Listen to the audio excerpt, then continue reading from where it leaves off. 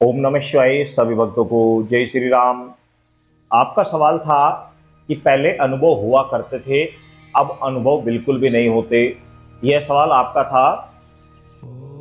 अक्सर साधक के साथ में ऐसा होता है कि वह भक्ति करते करते उससे कुछ अनुभव होने लगते हैं। जैसे कि स्वप्न में उसे ईश्वर के दर्शन होना, मंदिरों के दर्शन होना, या फिर उसे आभास होना कि मेरे शरीर में कोई शक्ति आ रही है, या दूसरे के विषय में पहले ही अपने आप मन में भाव आ जाना कि अमुक व्यक्ति अमुक समस्या को लेकर आया है, इसका ये समाधान है। इस तरह के आभास होना या किसी शक्ति का पहले आना और फिर बाद में अचानक से रुक जाना, या किसी कारण से कोई भी अनुभव होना बंद हो जाना। तो पहले आभास हुआ करते थे, चाहे वो किसी भी तरीके से हुआ करते थे शक्तियों के। अब आभास नहीं होते।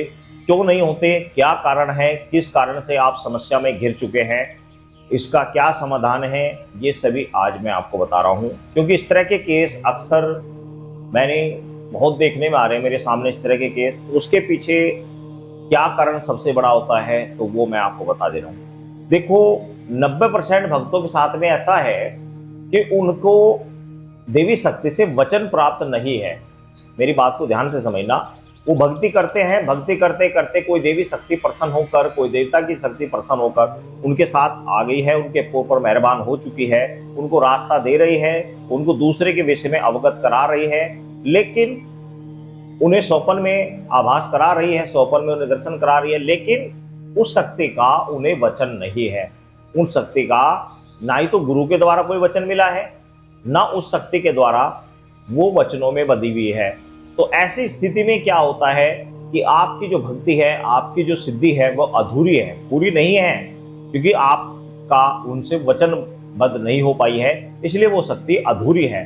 अब अधूरी स्थिति में क्या है कि आप भगवान शिव की या हनुमान जी की या माता की, जिसकी भी आप भक्ति करते हैं, आपको इतना आभास हो चुका है कि यदि मैं किसी अपने सगे संबंधी, रिश्तेदार या अपने पास आने वाले व्यक्ति के लिए यदि मैं भगवान से प्रार्थना करता हूँ कि इसकी समस्या का समाधान हो जाए, और उसके निमित्त मैं कोई भी चीज पढ़कर उसको दे देता हूँ, उसका उतारा कर देता हूँ, तो वह ठीक हो जाएगा। आपको इतना विश्वास हो चुका है क्योंकि आप भगवान की भक्ति कर रहे हैं, जिसकी भी आप सेवा सिद्धि साधना कर चुके हैं। ऐसी स्थिति में क्या होता है कि आपकी शक्ति वचन में तो है नहीं।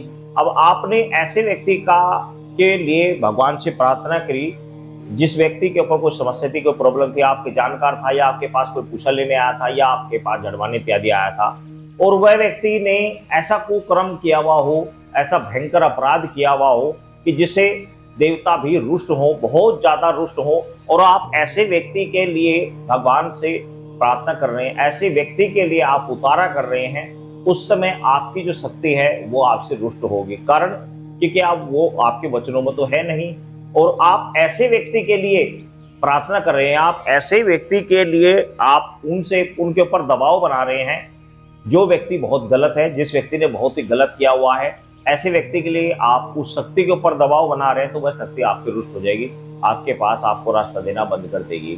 कारण कि ऐसे व्यक्ति को मिलना चाहिए था दंड, और आप ऐसे व्यक्ति के हितैषी बनकर उसके निमित्त, उसकी जो समस्या है उससे आप उसे मुक्ति दिलाना चाह रहे हैं अपनी पावर के द्वारा, अपनी शक्तियों के द्वारा, जो कि गलत है। गलत इसलिए है क्योंकि उसने बहुत बड़े अपराध किए हुए हैं। देवता उसे खुद चाहते हैं कि उसको सजा मिले, और आप चाह रहे हैं कि उसको सजा ना मिले।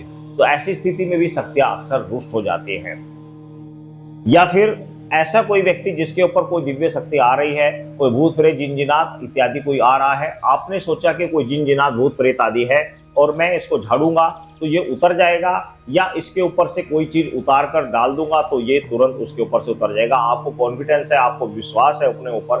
तो ऐसी स्थिति में आपकी जो सिद्धि है वो वचनों में है नहीं।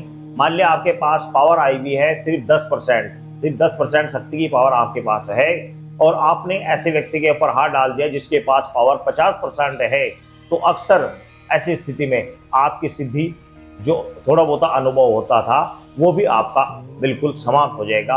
कारण कि आपके पास इतनी पावरफुल शक्ति नहीं थी जितनी कि सामने वाले व्यक्ति के पास है।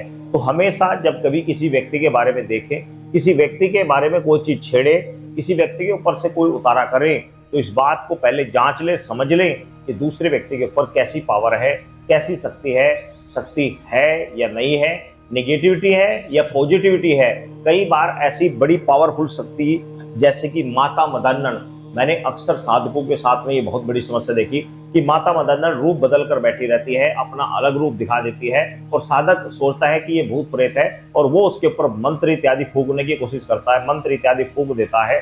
और ये एक ऐसी शक्ति है माता मदन्नन कि दूसरे की जितनी बड़ी से बड़ी शक्ति होती है उसे तुरंत रोक देती है, तुरंत उसे ब्लॉक कर देती है, तुरंत उसे बंद कर देती है और फिर वह भक्तों के पास भागता है, इधर उधर जाता है, लेकिन बड़े से बड़ा भक्त भी उसका पुच्छा नहीं पाड़ सकता, बड़ा सा बड़ा साधक भी उसकी समस्या का समाधान नहीं कर सकता।